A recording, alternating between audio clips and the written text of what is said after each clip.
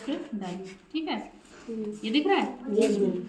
अब हमने ये हमारा तल है जो शीशा है, इसको हमने तल ले लिया और यहाँ से देखो हमने जब लेज़र लाइट इस पे डाली है तो ये लेज़र लाइट जो इस पे यहाँ पे टकरा रही है वो हमारी किरण है आपतित किरण। कौन सी किरण? आपतित किरण। और इस तल से टकराने के बाद देखो इसी माध्यम में वापस आ रही है ना, जिस माध्यम से जा रही है उसी माध्यम में वापस आ रही थी। ये हमारी किरण कहलाई परावर्तित किरण। कौन सी किरण? परावर्तित किरण। अब इस दोनों किरणों के बीच में अगर हम यहाँ से एक एक डॉटेड लाइन खींचे, ठीक, तो वो बीच में जो रेखा होगी कहलाएगी हमारी अभिलंब। क्या कहलाएगी? अभिलंब। और आप ये देखेंगे कि जितने एंगल से ये किरण तल से टकरा रही है उसी एंगल से ये वापस आ रही है ना।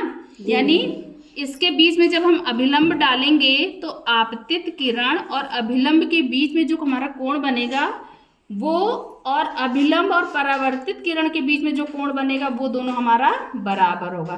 यानी कहने का मतलब है कि परावर्तन का जो नियम है उसके हिसाब से आपतित किरण, परावर्तित किरण और इसके बीच में जो अभिलंब है वो हमारा तीनों एक ही बिंदु पे है। यहाँ पे बिंदु पे है, तीनों एक ही बिंदु पे होंगे। और आपतन कोण, इनके बीच में जो बनने वाला कोण होगा वो एक दूसरे के बराबर होगा। अब देखो टकराने के बाद ये अर्चना की ड्रेस पे देखो, इसकी वो आ रही है ना, अर्चना की ड्रेस पे देखो टकराने के बाद आ रही है। इसका मतलब कि ये किरण इस शीशे से टकराकर वापस उसी माध्यम में जा रही है। समझ में आया? परावर्तन का नियम। ठीक।